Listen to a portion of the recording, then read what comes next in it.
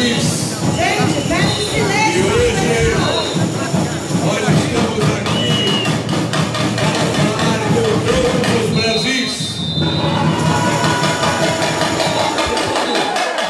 Muito obrigado aí pela força, pela energia e por essa vibração.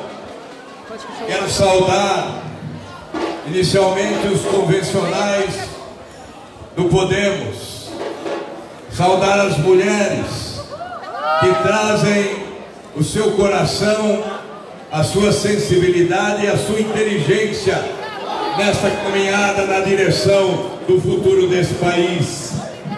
Quero saudar a família e dizer ao pastor Marco Feliciano: se defender os valores da família é ser conservador, eu sou um grande conservador. Quero saudar o nosso governador Márcio França. Me honra estar ao seu lado, porque você tem ficha limpa. E não é apenas honestidade, é experiência administrativa positivamente comprovada e honestidade. E por isso nós estamos com você. O Podemos de São Paulo e certamente o Podemos do Brasil apoia Márcio França, governador de São Paulo.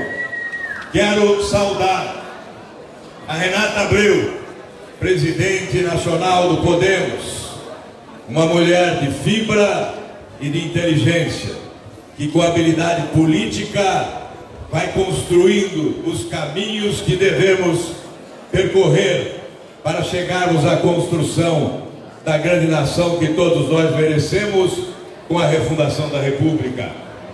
Mário Covas, filho de quem é, competência, integridade, dignidade, honestidade. É uma honra dizer que estamos ao seu lado na direção do Senado da República a partir do próximo ano. Vai honrar o nome do seu pai, vai honrar São Paulo, vai honrar o Brasil decente, porque aqui se encontram os que acreditam na decência e na dignidade na política deste país. Saudação a todos os nossos deputados federais: Marco Feliciano, Roberto de Lucena, Marcelo Ortiz, Dr. Simval. Saudação ao deputado estadual Pedro Cacá, a todos os nossos prefeitos, o Rogério Lins de Osasco, o Igor Soares, o professor Juliano de Dracena, o Kiko de Ribeirão Pires, Marcos Neves, Lili, representado pelo seu esposo, o Jonas Donizete de Campinas, vereadores de todo o estado aqui presentes e candidatos à Assembleia e à Câmara dos Deputados. Os nossos sonhos e as nossas esperanças nos carregaram até aqui nesta convenção histórica. E eu quero dizer: aqui se encontram os inconformados. E repetir: os conformados não escrevem a história. Os inconformados que aqui se encontram enfrentarão dificuldades certamente. Candidatos pela primeira vez, ou candidatos que repetem a busca do voto. Vamos lembrar Martin Luther King: se você não pode voar, corra. Se você não pode correr, ande. Se você não pode andar, rasteje, mas siga em frente na busca dos seus sonhos, das suas esperanças, na construção do futuro desse país. Nós vamos em frente.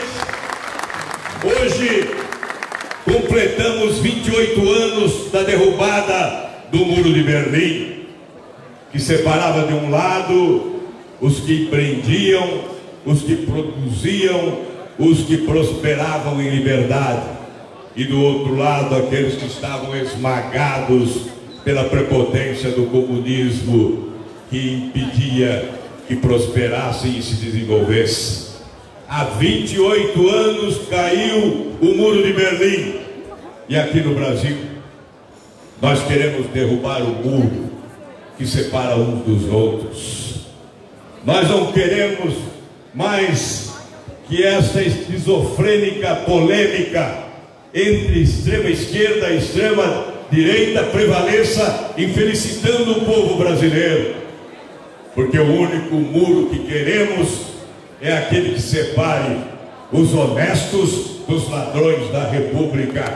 E esse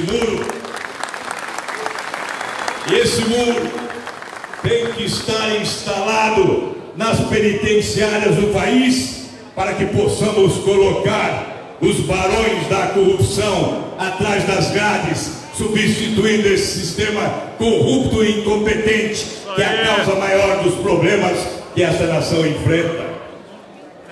Sim, São Paulo, quando nós saímos das grandes cidades e avançamos para o interior e passamos pela periferia dos centros urbanizados, não há como não ficarmos contristados e infelizes ao contemplarmos favelas, casebres, choupanas, abrigando a infelicidade de milhões de brasileiros. São 52 milhões de brasileiros abaixo da linha da pobreza. São 15 milhões de brasileiros sobrevivendo com R$ 136 por mês. 100 milhões de brasileiros sem acesso ao esgoto sanitário. 17 milhões sem acesso à coleta de lixos. A metade dos brasileiros vivem com menos de um salário mínimo. Lá no Nordeste, os nossos irmãos, 66% vivendo com menos de um salário mínimo. Que país é esse?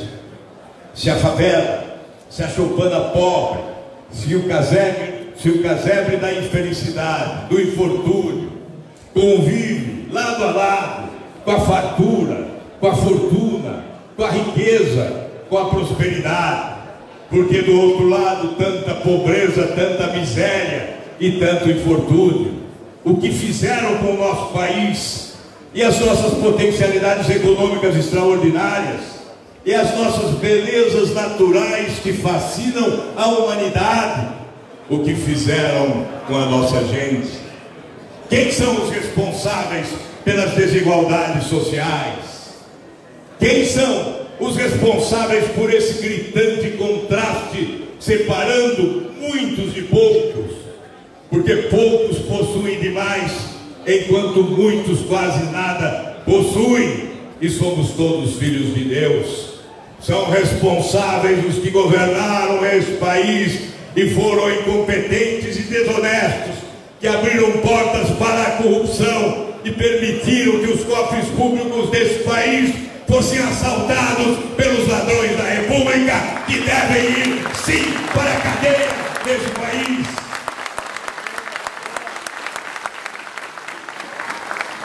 Alguns já foram, outros irão. Certamente outros irão.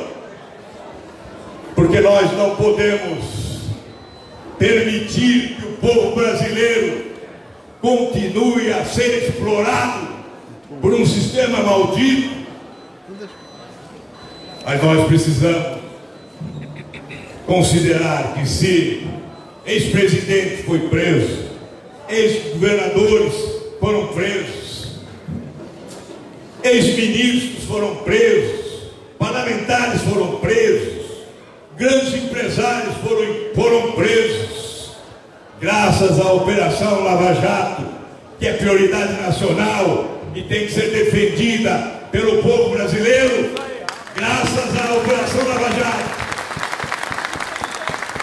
que alguns conseguem reunir siglas para preservar o sistema, para manter um sistema corrupto, incompetente, que infelicita a maioria da nação. Nós temos que dar a resposta e dizer: É preciso prender, sim, mas é preciso substituir esse sistema, porque se não substituirmos, ele continuará a gerar os barões da corrupção, os ladrões do dinheiro público neste país. E nós estamos aqui para isso. Nós estamos aqui para esse confronto. Veja o que há na saúde pública brasileira: um caos. Milhares de doentes abandonados em corredores de hospitais sem assistência. A educação em retrocesso. O desemprego crescente e a violência avassaladora, matando jovens e adultos desse país. Em 10 anos, vejam a tragédia. De 2006 a 2016, o Brasil sepultou 324 mil jovens de 14 a 25 anos, 7 vezes mais do que os soldados que morreram durante 20 anos na guerra do Vietnã. E nós não estávamos em guerra. Agora nós estamos em guerra. Mas a nossa guerra é contra a corrupção, é contra o crime organizado, é contra o tráfico de drogas. A nossa guerra é contra aqueles que querem destruir a família brasileira. A nossa guerra é contra a corrupção e os ladrões da República. Esta é a guerra santa que o poder nos vai travar. Esta é a grande batalha desta eleição, no ano em que o Brasil haverá de se reencontrar com a verdade nas urnas, porque o povo brasileiro não suporta mais esses conchavos na madrugada da política, com um balcão de negócios barganhando tempo de televisão, como se o tempo de televisão fosse causa suficiente para vencer a batalha. Muitos terão que usar o generoso tempo de televisão que compraram vendendo a alma da nação. Terão que usá-lo para suas justificativas, para suas explicações, para justificar os seus desvios, para justificar as razões que levaram a Polícia Federal aos seus calcanhares, à esteira da Operação Lava Jato. De nada adianta um generoso tempo de televisão se nós não tivermos dignidade e respeito ao povo brasileiro. Certamente, meus irmãos de São Paulo, nós temos que refundar a República com reformas essenciais que começam pela Constituição, mudanças constitucionais fundamentais para oferecer os mecanismos indispensáveis às reformas. A reforma do Estado, que começa do último degrau. Quem sabe, a dona de casa sabe, quando limpa a escada, quando lava a escada, começa a lavar de cima para baixo, do último degrau. Se nós queremos promover reformas, vamos começar no último degrau, eliminando os privilégios das autoridades brasileiras nos 3 poderes, para dizer ao povo deste país que trabalha e paga impostos: nós chegamos ao poder porque queremos, em respeito ao povo brasileiro, transformar este país numa grande nação, onde todos possam exercer a cidadania na sua plenitude, com escola, com saúde, com segurança e, acima de tudo, com respeito e dignidade dos governantes, que devem pedir perdão pelo que fizeram com o Brasil. Mas para nós não basta o pedido de perdão, nós temos que assumir compromissos de mudança, nós temos que assumir compromissos de competência e dignidade, de respeito e de honestidade. Por isso não assumimos compromissos com siglas, não barganhamos os nossos compromissos em troca de tempo de TV. O que nós assumimos aqui de compromisso é compromisso que haveremos de honrar em nome do povo decente deste país a partir de janeiro do próximo ano. Meus irmãos, obrigado pela força, obrigado por essa energia, obrigado por esse destemor. Muitos dizem que eu não estou batendo muito nesta pré-campanha, que eu estou muito suave, e eu digo a eles que eu já bati demais nos últimos 15 anos, e outros que não bateram, que se acovardaram, que se acomodaram à sombra do poder para dele se beneficiar, surgem de forma oportunista no momento eleitoral para dizer que combatem a corrupção, mas nós temos que perguntar a eles onde estavam quando o Brasil estava sendo assaltado. Agora é a hora da construção. Nós queremos construir. É evidente, nós vamos retratar a indignação popular no nosso discurso, mas acima de tudo, nós queremos verbalizar os sonhos e a esperança do povo brasileiro de transformar essa nação numa grande nação através da refundação da República, porque o que temos não é república. Uma minoria assaltou o poder, explora o esforço dos trabalhadores e empresários brasileiros para preservar os seus elitismos e os seus privilégios. Nós vamos acabar sim com os privilégios e vamos refundar a República com o povo brasileiro sendo dono do seu próprio destino. O povo não aceita mais essa exploração, o povo não aceita mais o desrespeito à Constituição, o povo não aceita mais rasgar a legislação para defender interesses circunstanciais e pessoais. O povo quer a refundação da República, onde possamos ser iguais perante a lei. Só assim poderemos olhar para nós mesmos, só assim poderemos olhar para as nossas crenças, olhar para as nossas instituições e olhar para o futuro e dizer: nós podemos construir uma grande nação. E dizer, São Paulo, dizer a todos os Brasis que moram em São Paulo: nós acreditamos no Brasil, temos fé em Deus, temos fé na vida. Aqueles que perderam a fé nas estradas da decepção nos terão ao seu lado para reviver a fé perdida.